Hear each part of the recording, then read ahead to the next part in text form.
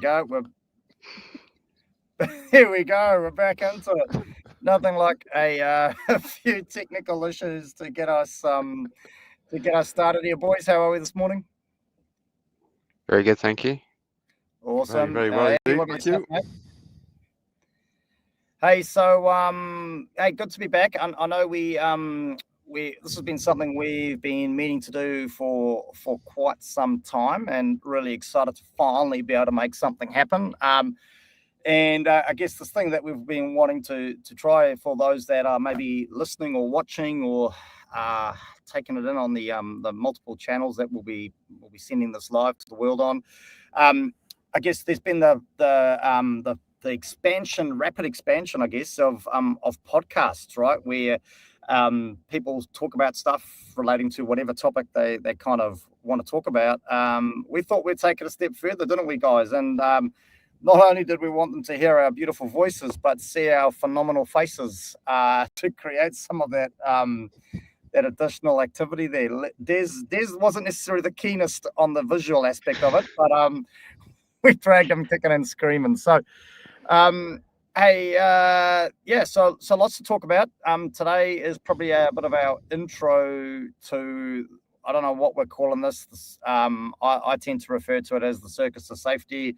The black hole of our lives. There's a number of terms we probably use for this, so we just wanted to introduce ourselves and get this show on the road, really, and make that commitment that we're going to be doing this. So a couple of things, guys. I want to introduce a concept to our little show that we're gonna develop. Hopefully you're okay with it, and it's about how do we decide what we want to talk about? Because the last thing we want to do, right, is just go on about a rambling mess of nothingness, right? I mean, surely whatever we want to talk about on these get-togethers, we want it to be insightful, we want it to be meaningful, we want it to be engaging, and we want people to walk away with it, right? So, are you okay if I sort of introduce a concept that we could test out how we come up with topics? Absolutely. Fantastic. Yeah, sure. Well, I want to introduce to you what I know this is going to be a little bit awkward and maybe not very PC, but considering that the majority of what we're going to be talking about is about safety-related aspects of things.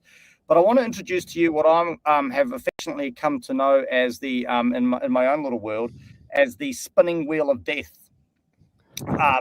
And there it is, team, the spinning wheel of death. Now, what I was thinking about with the spinning wheel of death is, as you can see, I've got a list of sort of topics that I've already started building onto the spinning wheel, and I thought maybe we could have a quick chat this morning about they've done it again. These technical issues are just are not good, guys. So I've got to apologise. Fat fingers. Once don't be have looking at the immediate cause. Dig deeper. Look for the root cause. There we go. So maybe that's another topic. Are you suggesting, Andy, we introduce our root cause analysis to the spinning wheel of death? Yeah. Well, there we go. So it's not fair to blame the operator. Not fair to blame the operator. Okay. Well, there we go. I've got it back up and running. So I'll just share it again, and we'll add root cause analysis to the spinning wheel of death. Right.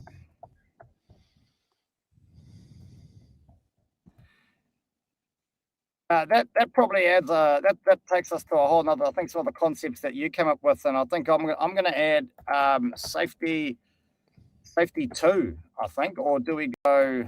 Don't do. No, that's it. Yeah. Oh, that's it. Okay, so there we go. It's not like that. It's safety I. That's it. Yeah, there we go. Safety I. That's pretty cool. Now, hey, here's a quick random question. Not that I'm trying to preempt. Safety I. Not that I'm trying to preempt these conversations, but is safety 2 and the new view of safety, are they the same thing, do you think? Like, are they one topic or two topics? I would treat them as one. You would treat them as one. Well, there we go. Well, let's do that.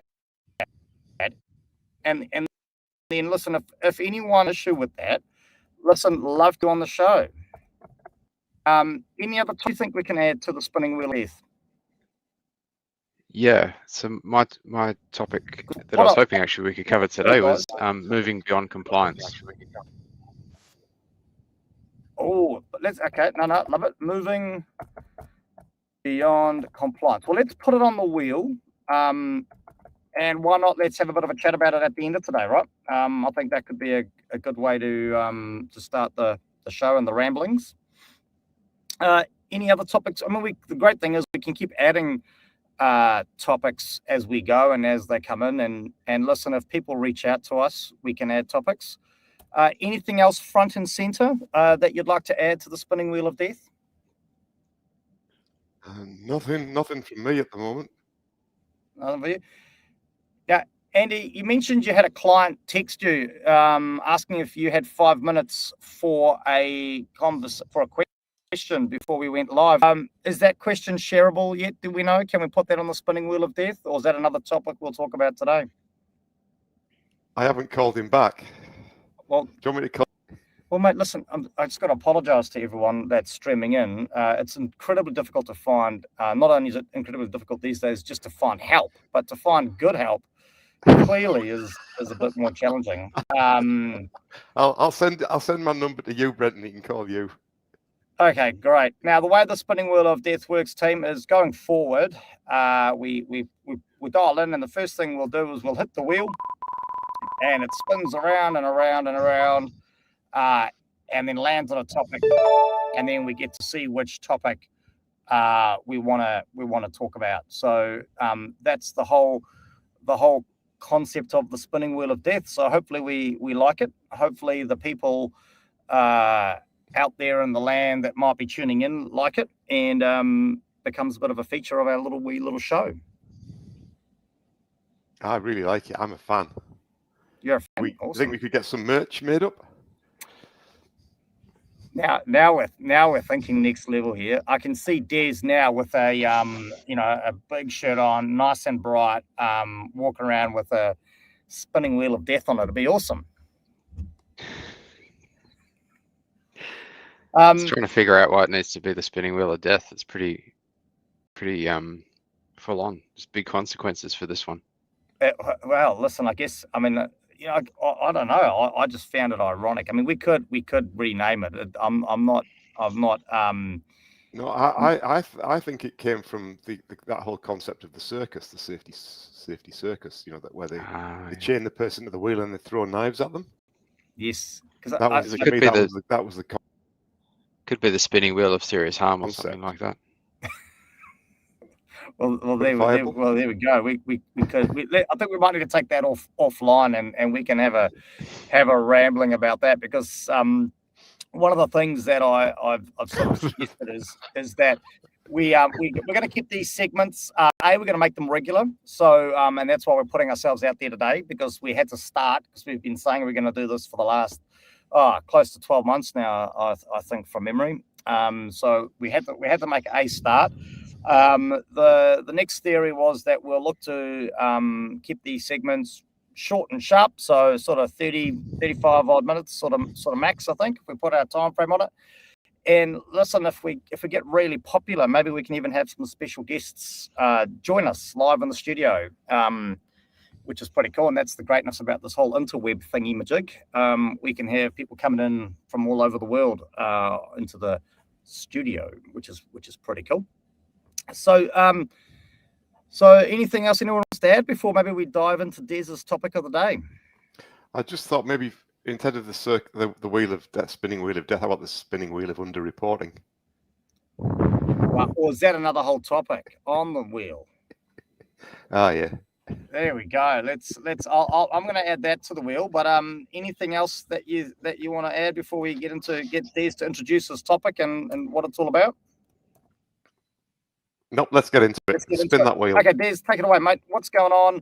Why is this front and center for you? What is the topic? And let's get into chatting about it.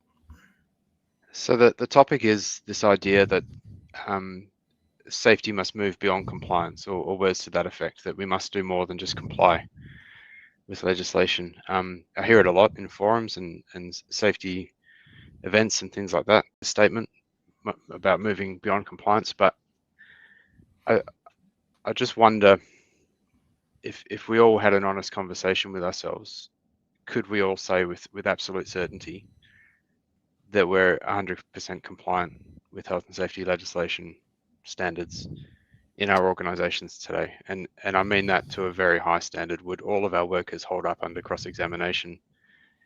Would all of our evidence check out and be rock solid? And if I think if it's an honest conversation, the answer is probably going to be no. And if the answer is no, well, then where does this concept of moving beyond compliance come from when arguably no one's complying? Wow. Some pretty, when you first think about that statement, beyond compliance, it sounds great, right? But then when you start pointing out some of those obvious facts, like, are you actually complying? And I don't know, I was just thinking there, Des, as you was talking through that, and you're talking about the fact that if we, how do we go beyond compliance if we can't even actually put our hand on our heart and say we are complying? It's a little bit like trying to run before you can walk, right? I mean, we've all seen what happens to kids, right, when they try to walk before they can crawl, or run before they can walk. Generally they fall flat on their face, right? So I don't know about anyone else, but I must have something weird going on, maybe too many coffees already this morning. But that was kind of running through my mind as you're talking through that, and kind of tends to make sense for me. What about you, Andy? What are your thoughts? Yeah, I guess for me, it's all about defining the term. So go beyond compliance. Well, if compliance is to eliminate all risks to health and safety, so far as is reasonably practical, you're setting the bar pretty high. Like, if you have any accidents, you're probably not doing that. Like, what? Okay. Yeah. No. I mean, if you're eliminating all risks to health and safety, and you've been reasonably practical about it, what does beyond that actually mean? Because you're stopping events that haven't happened. I mean, it starts to go a bit Minority Report for me. Yep. Well, some great references coming out here. Babies falling on their face, running before you can walk, and Minority Report. Well, that's an interesting. I mean, what you've kind of taken this off on a slightly different tangent, Andy.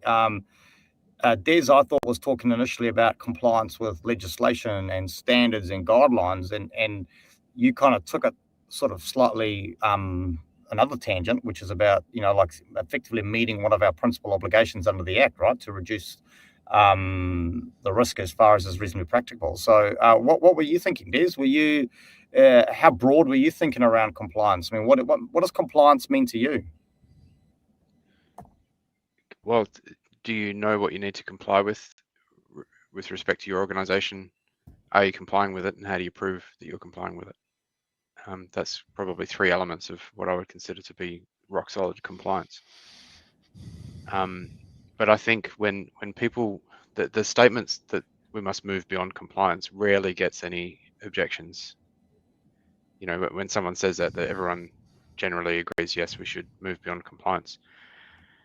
But I don't think anyone really knows what that means, because I think it opens the doors to a lot of nonsense, a lot of safety fads and ideas of, move beyond compliance by doing this new fad idea, whatever that idea might be.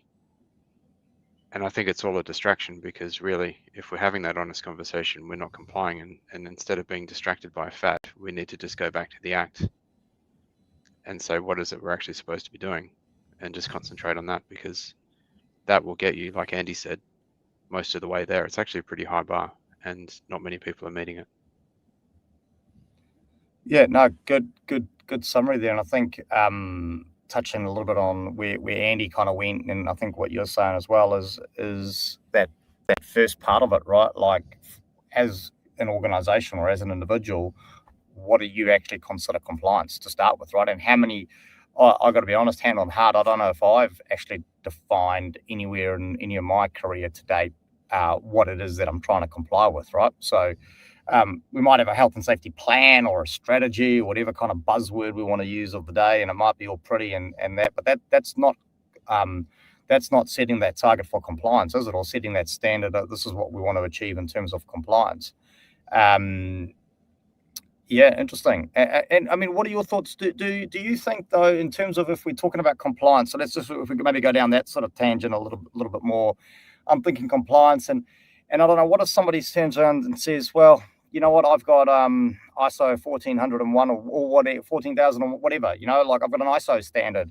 I've got ASNZS this standard or that standard. I mean, are we comfortable that maybe people consider that compliance? And I mean, if you look at the number of companies out there promoting the fact that they've got these ISO standards or these whatever standards, maybe that's where they're getting it from, that they're going beyond compliance because they've met this benchmark of some description.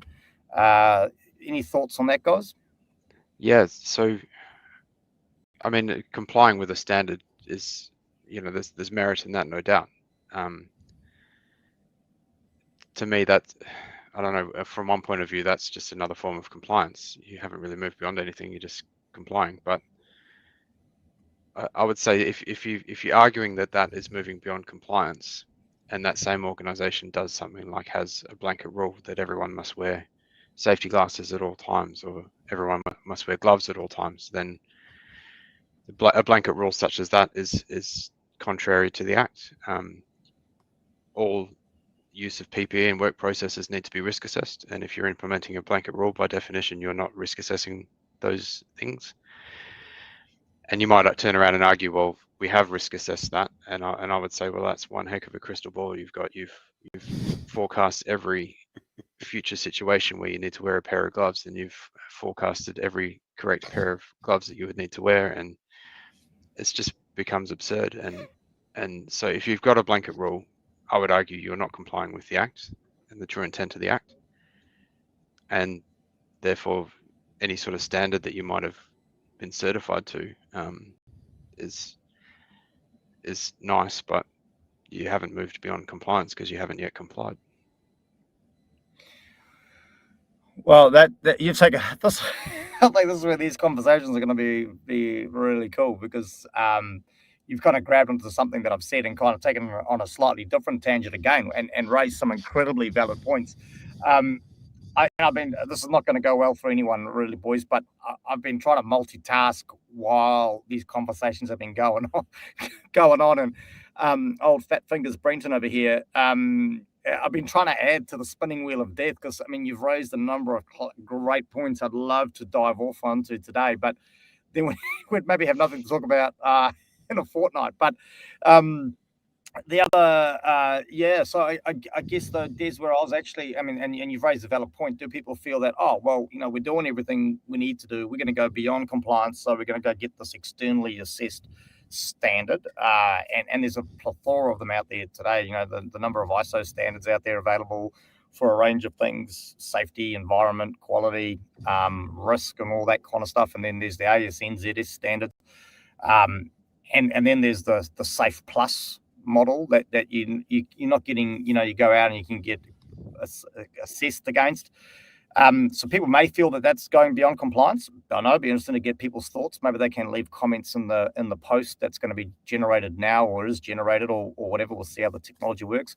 But my other wonder, Des, was, do you feel that maybe, I wonder if people think that because they've got that standard, they've actually hit compliance. So that's what they're trying to comply with, as opposed to the legislation per se. So they've decided they're going to go down the road of Safe Plus or ISO or ASNZS or whatever.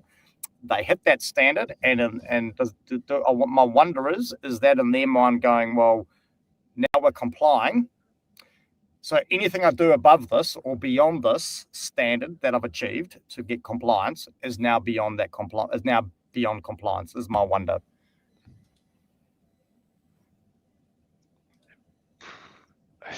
That they could frame it that way, but I would still argue that my first question to them is, if I walked up to any worker in your organization and quizzed them on any aspect of your health and safety management system or your certification or your standard that's relevant to them, would they be able to answer, you know, truthfully and wholly, with a great understanding of every aspect that's relevant to them? Then yeah, you're moving beyond compliance. But I seriously doubt that every organization can honestly say that. Oh, don't disagree at the moment. But I guess what I'm trying to work through is it because of a lack of understanding around what compliance actually is? So, is it is that the issue? Is that why people are now to try to create this new thing, this beyond compliance? Because in their mind, they've actually hit compliance, because maybe it is because they don't actually understand what compliance is. Absolutely. And can I jump in here? Oh, you go for it, Andy. Go for it. I talk about this, and correct me, I may be wrong here about Des's greater knowledge in this field, but when I'm working with the diploma students, we often talk about the difference between the terms compliance and conformance. And I think they're used interchangeably, like many things are, but actually they mean different things. So I've just been looking through my notes here. So we talk about compliance as the forced adherence to a law, regulation, rule, process, or practice. It's something that you have to do. Where conformance, on the other hand, applies to strategies, plans that are more loosely defined or self-imposed. So if you go quite clearly with that idea of compliance, then the only person that can really decide whether you're compliant or not is the person that's in charge of the law. You can't say you're compliant with the health and safety legislation. Only a judge can say that, surely. Well, mate, you're sending me down a rabbit hole here, Andy. Is that right or not? I mean, that's always been my understanding of it. So when you say beyond compliance, it doesn't. If compliance is the adherence with the law, how can you do more than adhere to the law? Like, you adhere to two laws? I don't know. It gets a bit weird. Right. So listen, I think people are going to work this out pretty quickly. In this little wee group that we've kind of created, and it's definitely by no means, let's be clear on this team, it's no means exclusive, isn't it? Oh, not at all. I think we were the only three people that actually wanted to keep talking to each other. So there's one thing. We started with 10 and we're down to 3. So we're getting there. But people are going to very quickly work out who the academics in this group are, and who the clever people are, and who the idiot is. And I'm going to put my hand up right now and just tell people, every group needs a clown, right? And hence the safety circus. It is the circus to safety, right?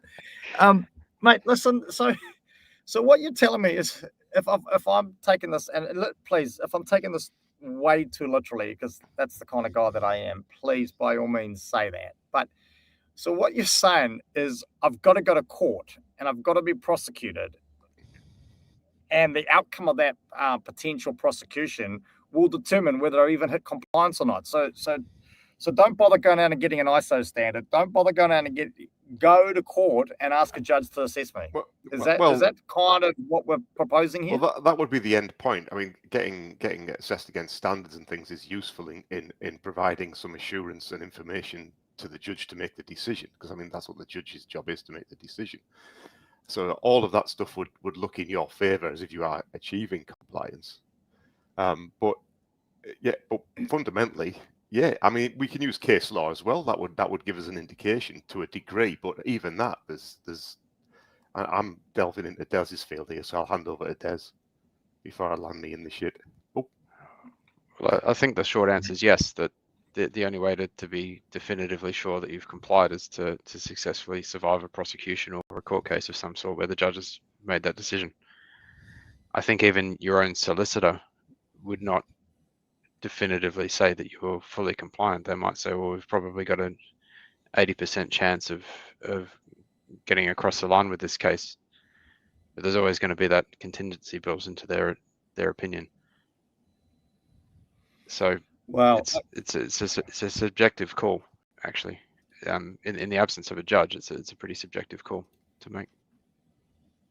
Well, that's a pretty, when we start, and I think that's what inspired us to start having these conversations, right? Because there's been a number of times where the three of us have got on a call or met at a cafe and we've rambled off about these things, and I guess that's the when you start looking at these different concepts, and that spinning wheel of death is going to help us capture these concepts and bring them to life and let us pull them apart.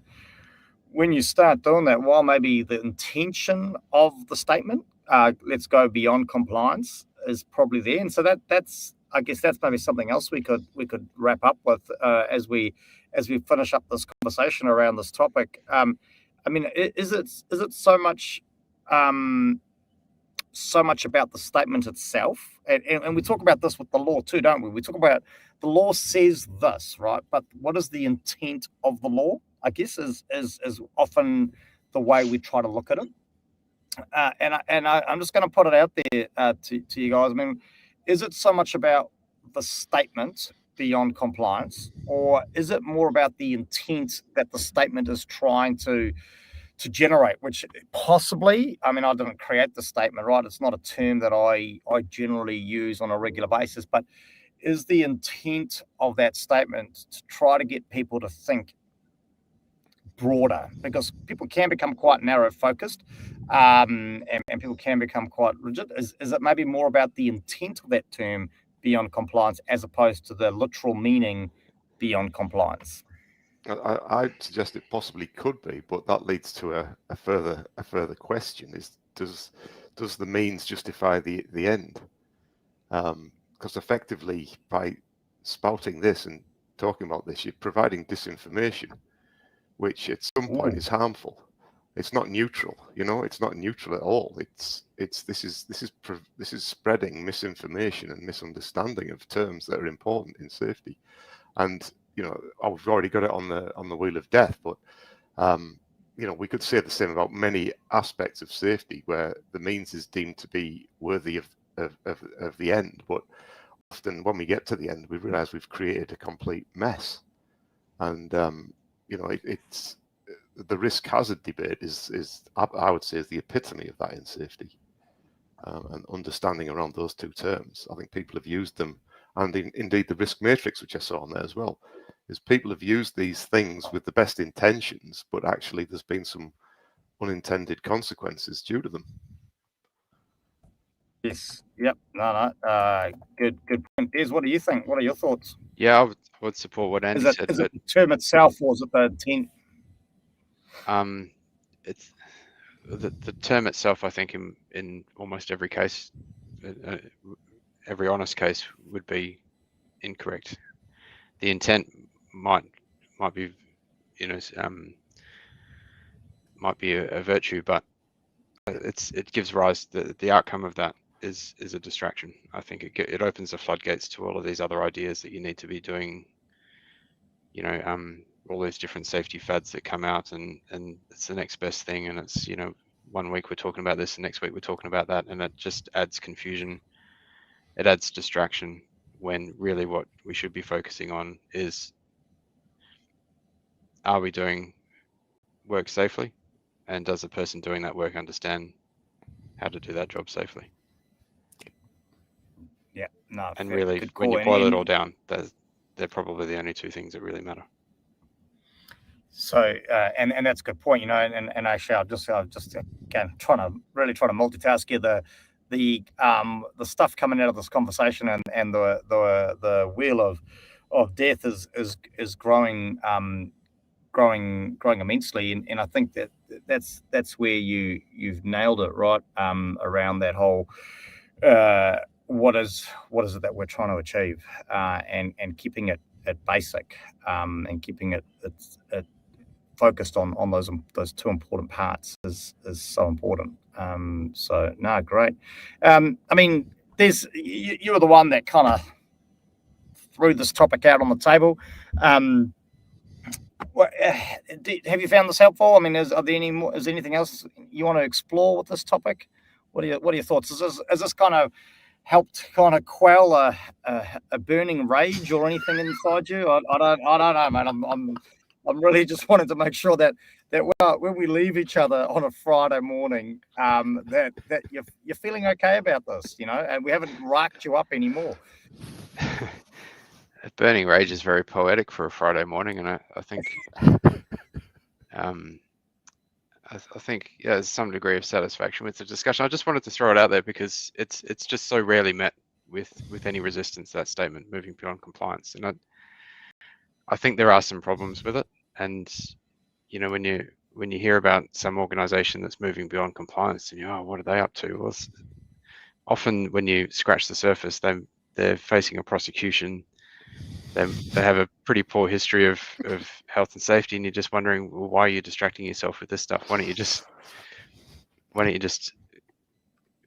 work safely and make sure your workers understand that? And really, if you're preoccupied with making sure you're working safely, you shouldn't have time for all this other stuff. It's wholly consuming for any organization, surely. No, good point. And again, it's really it's quite intimidating hanging out with you guys. You're incredibly intelligent, and I'm incredibly simple. And some simple terms that come to mind as I'm hearing you talk, there's things like stick to your knitting, right? Let's keep it basic. And these are a number of arguments that well, not arguments, probably conversations that I've had with people around. Safety should be simple. It shouldn't be complicated. And I guess the worry is we start throwing out all these buzzwords or these new terms or these new fads, regardless of what their intention is, which is, or if we're honest with each other, the intention behind probably a lot of the stuff is really good, right? But is it just creating confusion? And I think to use one buzzword to solve another buzz term, is it just creating safety clutter?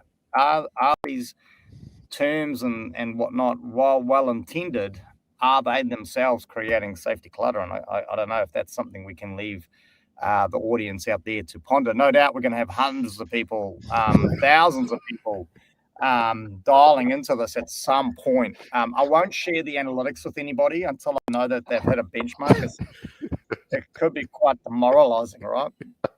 But no, hey guys, listen. Again, box is already lit up, mate. This is. Oh wow, there we go. I mean, I've been trying to manage the spinning wheel of death. I haven't been able to watch the live feed, so thanks for the update there, Des. But no, boys, this has been great, and I'm really looking forward to this. I'm hoping people kind of message us. I'm hoping people kind of get out there, and I'm really glad we took that leap of faith, right? We stepped off that virtual cliff into the world of nothingness. We've exposed ourselves in probably more ways than one on more than one occasion, but we've exposed ourselves to everything that is good. Des, you don't remember that night? That was a big one, mate. But yeah, I'm stoked. I'm excited. Really keen to see where this takes us. And looking forward to hopefully having some guests join us. And listen, if there's anybody out there that's got a topic or a question, then by all means, we're more than happy to add it to the spinning wheel of death. Listen, if you want your question to go live and it's a burning must-have now, by all means, flick it through. Don't give it to Andy because he does nothing with it. Maybe send it to someone like Des or myself, and we'll actually ask the question and get it out there and something to talk about. And in some way, that's a good question, Des. I might need to just before we wrap this up really quickly, if people are submitting real questions about real safety things that they've got real concerns with, and we start providing incredibly valuable advice, right? We're not doing that. Let's be frank. Should we put a disclaimer or something here to say that our advice is not, like, I don't know, dodgy, should be looked at with a grain of salt? I mean, what do we need to do there to cover ourselves legally, actually? Not give advice. Well, before I answer this question, Brenton, I need to point out that what I'm about to say is not constitute legal advice, and is meant for general purposes and not for specific circumstances. But yeah, you've done this before, haven't you? Wow. Okay. So I guess we're just going to be a bit mindful about how we respond to those questions. And again, as Des so poetically pointed out, which I can't repeat for the life of me, maybe I'll get it scrolling across the bottom of our screen. I can do stuff like that. It's pretty cool. So we can maybe introduce what's referred to as a ticker, and we can keep that reminding people that this is for general consumption. And not to be used in a legal context. Now, so apart from that, anybody got anything exciting for the weekend? Yeah, Yeah. So I've got to. This is where I keep talking. Yeah. Sorry. Yeah, I'm highly motivated at the moment. Some piece of work's come across, being presented to me that I just cannot let go. So I'll be getting into that at the weekend. No, that's a good point. And actually, and this was a good opportunity for us to share. I believe, Andy, you chucked it into my inbox.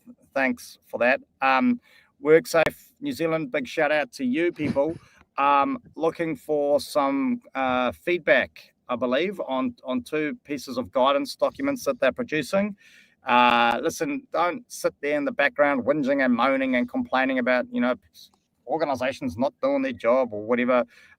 If you want to get involved, there's loads of opportunities, and WorkSafe are providing that opportunity now. I believe there's some consultation out for 2 documents, one called Managing Risks at Events and another one called Providing a Health Service for an Event. So jump onto their website, reach out to us. We can share the links, have your say, and actively contribute to whatever we call this thing out there that we do for a living. So, but no, great work, boys. Have a great weekend, and we'll let everyone know when we're going to be back and have a bit more of a bit of a hoo-ha as we lead into it. Fantastic. Thanks, Brenton, for sorting this out. It's been great.